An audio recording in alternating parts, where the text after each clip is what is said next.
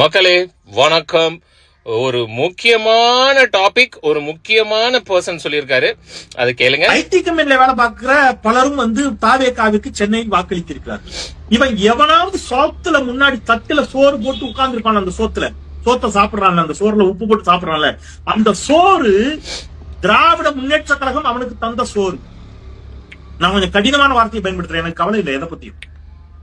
ஏன்னா பீகார்லயும் உத்தரப்பிரதேசத்திலயும் மத்திய பிரதேசத்திலயும் IT company இல்ல ராஜா, இருக்குதா? சார் செந்தில் சார், நீங்க தமிழ்நாட்டை விட்டு கொஞ்சம் வெளில வாங்க செந்தில் சார். என்ன கேட்டீங்க?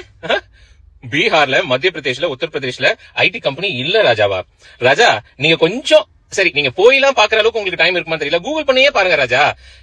பீகார்ல, பாட்னால, பஹல்பூர்ல எவ்வளவு ஐடி கம்பெனி இல்லைங்க சார், ஐடி பார்க்கே இருக்கு. ஆமா, மத்திய பிரதேஷ் நீங்க என்ன நினைச்சிட்டு இருக்கீங்க? அந்த காலத்து மத்திய பிரதேஷ் நினைச்சிட்டு இருக்கீங்களா? அதெல்லாம் டெவலப் ஆகி எங்கேயோ போயிடுச்சு. நீங்க இண்டோர் எடுத்துக்கோங்க, போபால் எடுத்துக்கோங்க, எல்லாத்துலயுமே ஆயிரக்கணக்கான ஐடி கம்பெனிஸ் இருக்கு. எவ்வளவு ஐடி பார்க்ஸ் இருக்கு. நீங்க கூகுள் பண்ணி பாருங்க ஐயா.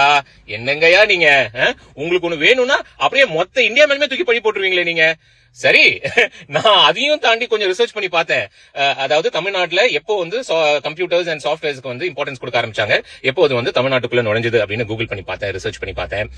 நீங்க சொல்ற மாதிரி எதுவும் இல்லை போல இருக்கே சார். ஆமா, அதாவது 80sல எம்ஜிஆர் அவர்கள் ஜப்பான் போயிட்டு சாஃப்ட்வேரோட growth, சாஃப்ட்வேரோட ஃபியூச்சரை ப்ரெடிக்ட் பண்ணி அவரு கூட இருந்த எம்எல்ஏஸ், அதாவது மிஸ்டர் விஸ்வநாதன், ஜேபிஆர், அப்புறம் இந்த ஆர்எம்கே, இந்த மாதிரி நிறைய அவரு கூட இருந்தவங்க கிட்ட இன்ஜினியரிங் காலேஜ் ஆரம்பிக்க சொல்லியிருக்காரு. சோ 80sல அப்படி வந்ததுதான் விஐடி, அப்புறம் சத்யபாமா, ஜேபிஆர், இந்த இன்ஸ்டிடியூஷன்ஸ், இந்த மாதிரி ஏகப்பட்ட இன்ஸ்டிடியூஷன்ஸ், கல்வி தந்தைகள், இது எல்லாமே எம்ஜிஆர் அவர்களுடைய ஆலோசனைப்படி அவர் கூட இருந்தவங்க நிறைய பேர் கல்லூரிகள் ஆரம்பிச்சிருக்காங்க, கம்ப்யூட்டர்ஸ் கொண்டு வந்திருக்காங்க, கம்ப்யூட்டர் லாங்குவேஜஸ் பத்தி அவேர்னஸ் கிரியேட் பண்ணிருக்காங்க. நிறைய இன்ஜினியரிங், சாஃப்ட்வேர், ஐடி இந்த மாதிரி எல்லாம் அவங்க ஒரு ஸ்டெப் எடுத்து, இனிஷியேட்டிவ் எடுத்து அவங்க காலேஜ்ல கொண்டு வந்திருக்காங்க அப்படின்னு கேள்விப்பட்டோம்.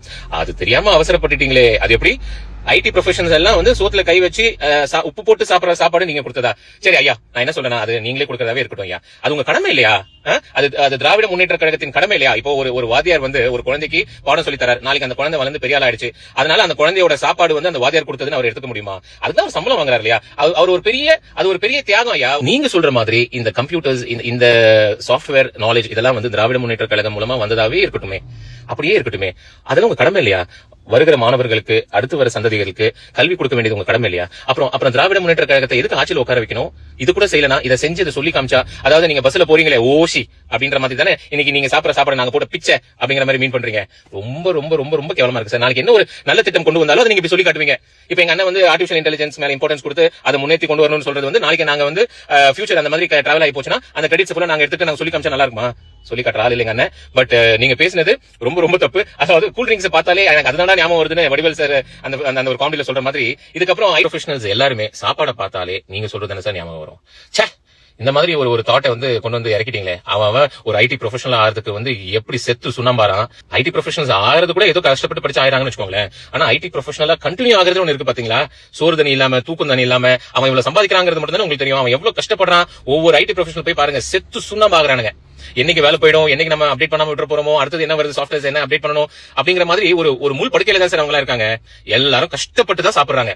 அதுக்கு நீங்க கிரெடிட் எடுத்துக்கிறது தப்பு. தேங்க்யூ.